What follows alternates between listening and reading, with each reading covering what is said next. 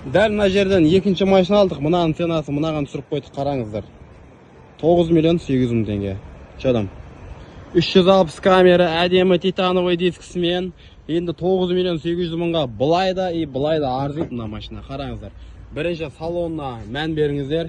Өзінің әдемі салонымен, 360 камерасымен, үлкен мониторымен, push start, автомат коробка, GR Sport рулімен, задний телевизор люгімен.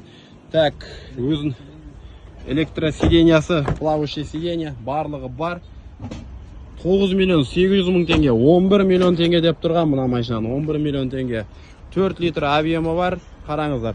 Бағасы өте керемет, ақшасы міне 10 миллион теңген бар дейтіндерге осындай машина алсаңыздар болады.